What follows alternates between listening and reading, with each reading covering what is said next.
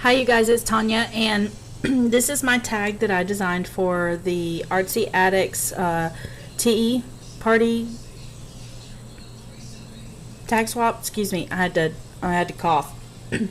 Anyway, I'm going to show you step by step how I made it. The only thing is there is one more element that I need to add to this, but it hasn't come in yet, so I wanted to go ahead and make the video, and so the next element will probably be a surprise for those. But I ordered some teacup and tea set charms, and so I'm going to find a way to hang them on here somewhere. I'm probably going to hang them from this envelope right here and let them dangle down. But anyway, so that's the only other thing that I'm missing for this, but I just wanted to kind of give you a how-to on how I did it. And also, once they receive this, the tea bag can be removed, and I'm going to include these little tiny tags that are going to go in here. There'll be a couple of them, so there'll be a plume of fibers and little seam binding and things up here at the top, but I want to put a couple of these little tags in here, and they can use this for a journal spot, or they could replace it and add photographs up here at the top. So anyway, sit back and enjoy the show. Okay, so I'm using a tag that is the same size as the Tim Holtz number 8 tag, and I'm using my homemade Glimmer Mist. This is the Stream Color Wash and the Lettuce Color Wash, and I just added gold mica to them. And I'm just kind of blotting that up with the baby wipe just so that it's really soft, and see how blotting it gives you one effect. And then I'm going to spray a little bit more on there, and this time I'm going to set it with the heat tool, and that gives you a different effect. It leaves a watermark kind of image onto the tag. Then I'm just going to add a little bit more, and this time I'm going to use my heat tool to really push those puddles around and cause some really serious drippage, which is going to give a little interest to this tag. This is the same way that I did the background for the canvas that I created in the last video. And I'm just working in color where color didn't land.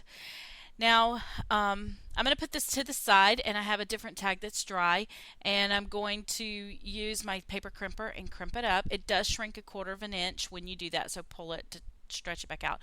I'm using the Picket Fence Crackle Medium in strategic places, and again, I'm just going to set this tag to the side and allow it to dry really good.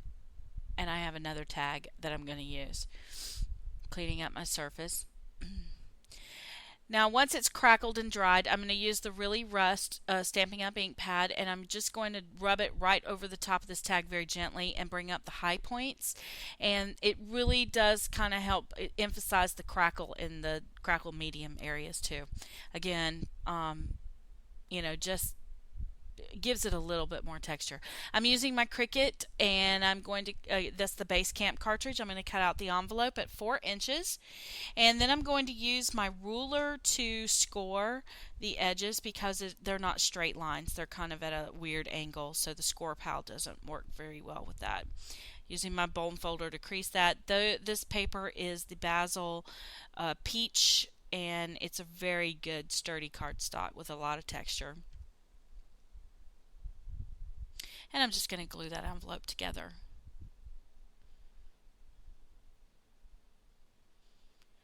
Now I'm going to take this, and I'm going to fold it in half and pinch at the top. And I'm going to line that pinched area up with my center point of my punch. And this is going to give me a really nice symmetrical border punch. I'm using the Fisker scallop dot punch, and I'm going to glue that edge, that flap down on the opposite direction than it would normally go. That's going to give it a really nice envelope or really pocket look. Now I have my lace doily, and I'm just going to use some of my homemade Glimmer and Peach and spritz that really good with the tag and dry it very good. The peach color is going to dry very similar to the color of the original envelope color, but it's going to leave a little bit of a gold shimmer to the envelope just to give it a little pizzazz. And the peach really softens the hardness of the white on the doily. I want to make sure this is really good and dry because the doilies are very fragile. And I'm just going to clean up that mess.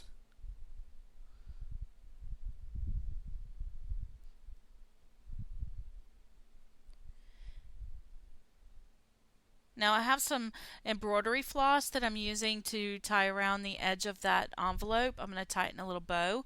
And to me, this reminds me a lot of the baker's twine, but it's very hard for me to find the baker's twine locally. So this is just a quick fix for these kind of projects. I love to use embroidery floss.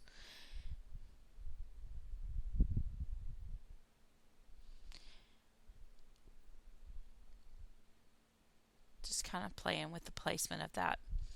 Now I'm going to add a little dot of glue to the center of that bow so that it doesn't unravel or untie. And I'm going to find my placement for my tag. I'm using an English breakfast tea bag that I'm going to put in here, which I'm not gluing the tag down so that it can be, the tea bag down so it can be removed. And I'm just going to put some glue on the doily. Be careful when you're doing things that hang off the edge that you don't apply glue to the edges that are going to hang.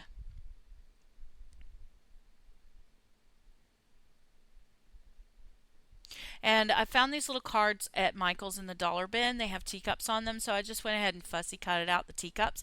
I like that they don't match. I wanted the handles to go in opposite directions. The image is of a girl who is having a tea party with her dolls, and it's an outdoor tea party. I thought that was cute.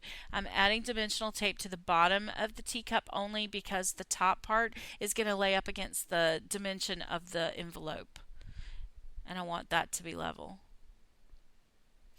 And I'm taking some bling and I'm going to just cut off little swirls and place them in the tops of the teacups so that it kind of reminds me of steam, but it adds a little pizzazz to the tag and gives it a little bit of a bling.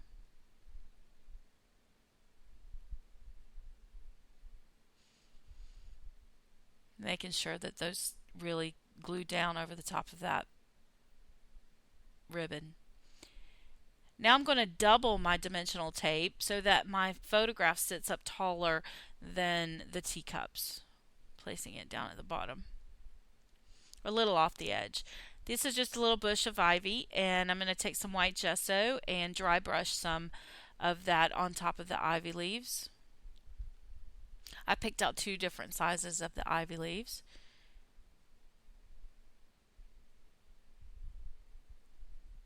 And I'm also going to dry brush some of that over the rust on the tag areas that are exposed. And then just glue the large one up into that hole. Put my flower, that's a Recollections twisted leaf flower. And then to finish the tag off, I have a butterfly punch, or a bunch of butterflies punched out. I'm just going to select one to go with this image and place it down at the bottom by the flower. And there we go. I hope you've we're going to add another tag up to behind the tea bags for journaling, and I'm probably going to put some more fibers and things on them later. But thank you guys for watching. I hope you've enjoyed this production, and please leave me comments. Thank you.